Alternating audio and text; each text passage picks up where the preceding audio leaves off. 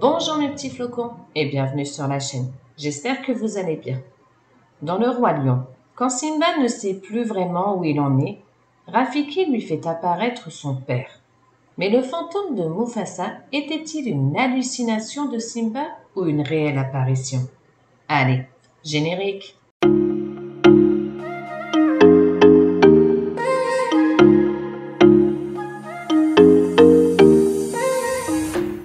La communauté des fans du Roi Lion est assez partagée, car pour eux, hallucination et apparition vont de pair.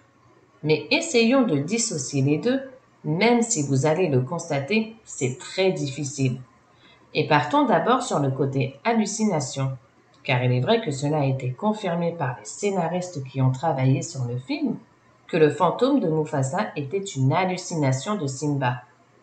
Et c'est peut-être en regardant le troisième volet du Roi Lion qu'on pourrait penser qu'il s'agisse vraiment d'une hallucination, car dans le passage justement où Mufasa vient à son fils, eh bien, dans la vision de Timon et Pumba, Timon dit qu'un orage va éclater, ce qui reviendrait à dire que pour les autres, cela n'est rien de plus qu'un gros nuage ou orage qui éclate. Donc, peut-on dire que ce qu'a vécu Simba en voyant son père est une expérience que seul lui peut voir, puisqu'il s'agit d'un message personnel et individuel? Ou alors, est-ce que Mufasa peut se faire voir de qui il veut, ce dont on reparlera dans le sujet suivant? Pour d'autres personnes, le personnage de Rafiki semble être une sorte de messager entre le monde des vivants et celui des morts.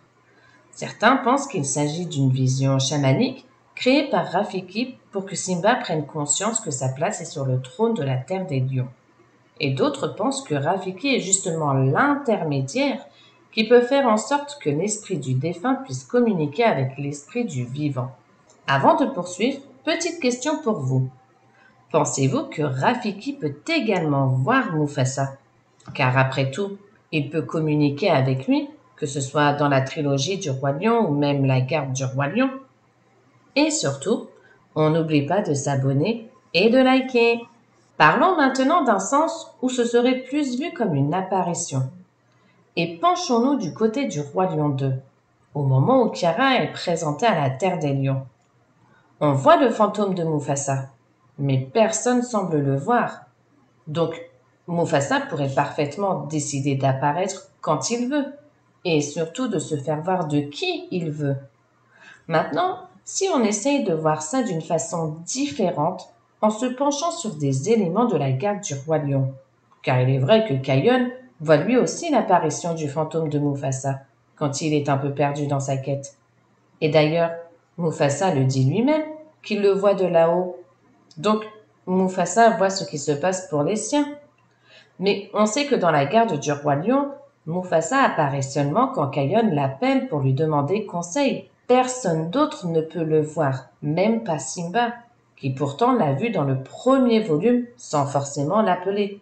Ce qui reviendrait vraiment à dire que Mufasa apparaît aux personnes qui en ont vraiment besoin sous la forme de gros nuages pour que seul le personnage qui en a besoin le voit précisément. En fin de compte, le fantôme de Mufasa ne résulte-t-il pas des différentes croyances africaines? Car dans le Roi Lion, on sait que les coutumes africaines sont très bien représentées, notamment les noms des différents personnages, ou encore certaines phrases comme Hakuna Matata ou encore Evi Kabisa. Il est dit que dans les cultures africaines, les esprits et les vivants peuvent communiquer de la même manière qu'entre deux vivants. On dit aussi que les esprits peuvent avertir quand quelque chose de bien ou de mal va se produire. Souvent, la communication avec les siens dans les différentes cultures, et pour moi pas seulement dans la culture africaine, peut se faire aussi par les rêves que l'on fait et qui échappent totalement au contrôle humain. Voilà mes petits flocons. Comme vous pouvez le voir, il est clair que délimiter hallucination ou apparition du fantôme de Mufasa est quelque chose de très compliqué. Et vous, qu'en pensez-vous? Êtes-vous plutôt team apparition ou hallucination? Je vous fais des bisous, je vous souhaite une bonne journée et je vous dis ciao!